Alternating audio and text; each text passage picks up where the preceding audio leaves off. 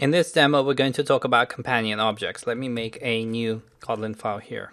Companion objects. All right, so a companion object is something which doesn't really exist properly in other languages, and it's specific to Kotlin. Why is it specific? Well, you may have seen that we haven't exactly had any static members so far.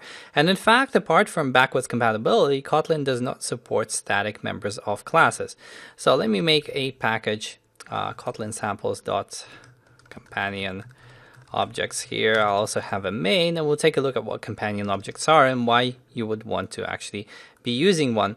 So let's imagine that we have a class called point. So we've seen one of these classes before. It has var x of type double, var y of type double.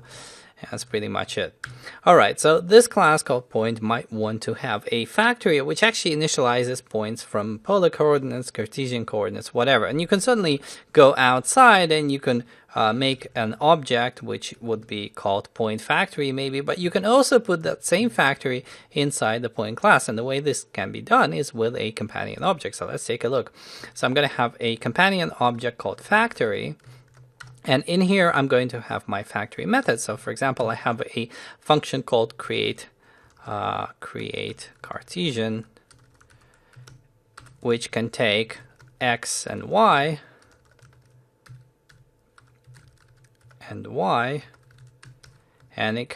it's going to return a point, obviously, since it's a factory thing. And this point will be initialized with x and y. So it will effectively call the primary constructor of the outside point. And we can similarly do things for create, let's say, a polar coordinate implementation. I'm not going to change the things here because it's just going to take so much time. So the end result is that we now have an object, a companion object inside our class, and this companion object can be invoked in a manner which is similar to static invocation in Java. So let's have, well, typically if you have a point, you would just say var simple point equals point, and you would put in your coordinates. However, we now have this wonderful factory approach, so we'll have factory point, and this is going to be done in one of the following ways. Either you write point dot factory dot new polar or create polar.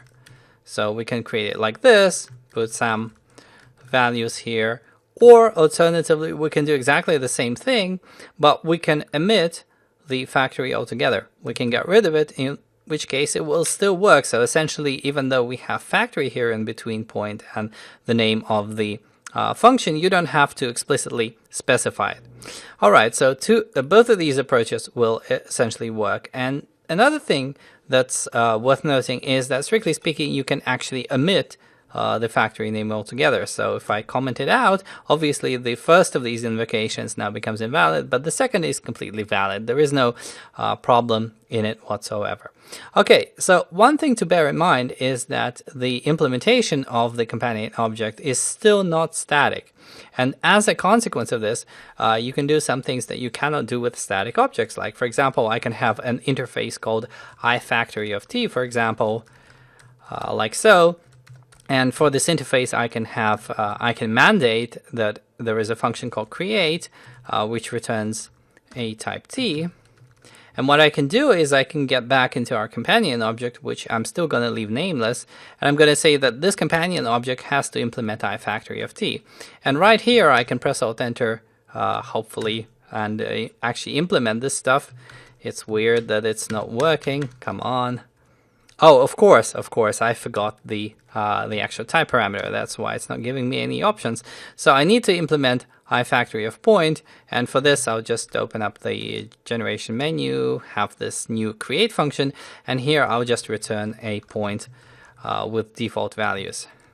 Okay, so now that I have this implementation, I can essentially invoke this, and we've already seen all sorts of different invocations. We had point.factory, we had point dot.